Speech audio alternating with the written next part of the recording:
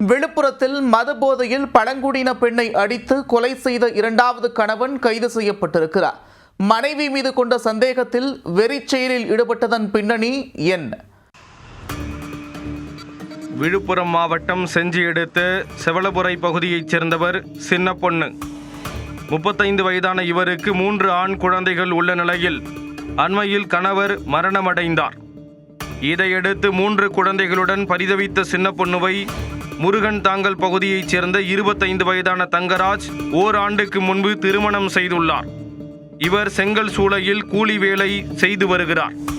திருமணத்திற்கு பின்பு மனைவியின் நடத்தையில் சந்தேகப்பட்டு மது போதையில் அடிக்கடி வாக்குவாதம் செய்ததாக கூறப்படுகிறது. இந்த நிலையில் முருகன் தாங்கல் கிராமத்தில் அமைந்துள்ள குளக்கரையில் தங்கராஜ் மது அருந்திவிட்டு போதை தலைக்கேறிய நிலையில் மனைவியுடன் தகராறு செய்துள்ளார்.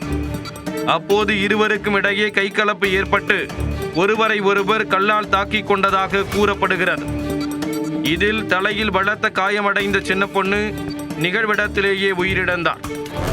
இதையடுத்து உடலை வீட்டிற்குள் வைத்துவிட்டு காயமடைந்த தங்கராஜ் மருத்துவமனைக்கு சென்றுள்ளார். தகவல் அறிந்து சம்பவ இடத்திற்கு வந்த போலீசார் சின்ன பொண்ணுவின் உடலை மீட்டு உடற்கூராய்வுக்காக விழுப்புரம் அரசு மருத்துவக் கல்லூரி மருத்துவமனைக்கு அனுப்பி வைத்தனர்.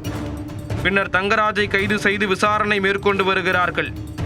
மனைவி மீதான சந்தேகத்தில் மது போதையில் இரண்டாவது கணவர் அவரை அடித்து கொலை செய்தது செஞ்சி பகுதியில் பரபரப்பை ஏற்படுத்தியது.